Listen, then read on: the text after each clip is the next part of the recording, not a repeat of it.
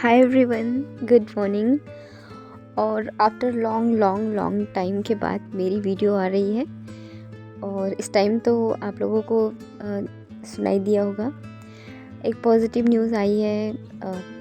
Super TET का और UP TET का सिलेबस अनाउंस कर दिया गया है आयोग के द्वारा और काफ़ी टाइम के बाद ये एक पॉजिटिव न्यूज़ है जिसका हम लोग कितने ही दिन से वेट कर रहे हैं। और मे बी अब अच्छे से वैकेंसी आ जाए और पेपर भी हो जाए, क्योंकि वैकेंसी को आए हुए लगभग 7-8 साल हो गए हैं और तब से बस यही लग रहा था कि वैकेंसी बस अगले साल आ रही है, नेक्स्ट ईयर आ रही है, नेक्स्ट ईयर आ रही है। और वो नेक्स्ट ईयर देखते देखते इतने दिन हो गए, 2026 चल रहा है। और जैसा कि मैंने आप लोगों को बताया भी था, मैं DLED 2017 बैच से हूँ और तब से लेकर अब तक 7-8 साल हो चुके हैं।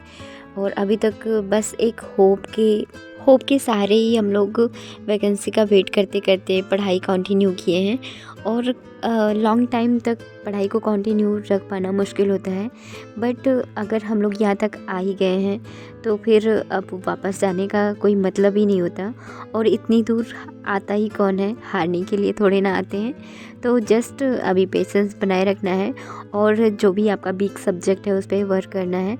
और कोई भी एग्ज़ाम होता है तो बस 1 मंथ का ही टाइम मिलता है, तो इससे अभी टाइम है अच्छा खासा।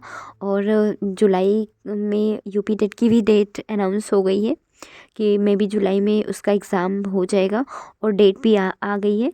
और देखिए अभी फॉर्म वगैरह का प्रोसेस कब से स्टार्ट होता है। फिर भी आप यूपी टेट अगर क्वालिफाई हैं तो भी, और नहीं क्वालिफाई हैं फिर तब तो भरेंगे ही फॉर्म। और अगर क्वालिफाई हैं फिर भी आप उसका फॉर्म भरिएगा, क्योंकि यूपी टेट का और सुपर टेट का सिलेबस लगभग सेम है और इससे आपकी काफ़ी प्रिपरेशन अच्छी हो जाएगी। और एग्ज़ाम में बैठने के बाद समझ में आता है कि हमें गलतियाँ कहाँ पे हो रही हैं और हमें कितनी सुधार की अभी नीड है। तो इन सब चीज़ों के लिए आप फॉर्म ज़रूर भरिएगा और उसके बाद अपनी प्रिपरेशन भी अच्छे से करते रहिए। और यूपी टेट में 120 या 130 का स्कोर आप टारगेट करके चलिए, तो इससे आपकी प्रिपरेशन भी बहुत अच्छी से हो जाएगी और आपके मार्क्स भी अच्छे हो जाएंगे। और अभी एकेडमी का कुछ भी पता नहीं है कि एकेडमी ली जाएगी या हटा दी जाएगी, इसके बारे में भी कुछ भी नॉलेज नहीं मिली है और मे बी हो सकता है कि हटा ही दी जाए। बट आप 130 का स्कोर सुपर टेट के लिए भी टारगेट करके चलिए।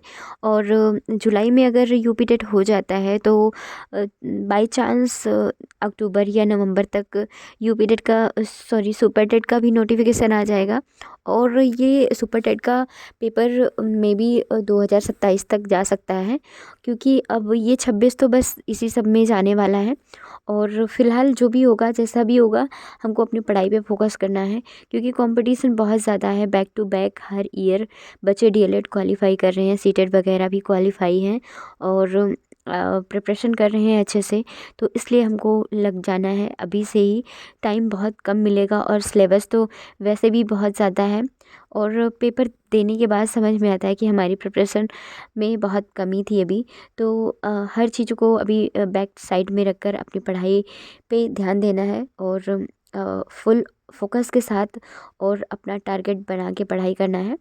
और बिना टाइम वेस्ट किए हुए अपनी दिन की लिस्ट बनाएं और उस पे रोज़ वर्क करने का ट्राई करें और हर दिन कोशिश करें कि अपने एम को अचीव करें। और आपका टारगेट ही आपको अपने एम तक ले जाएगा।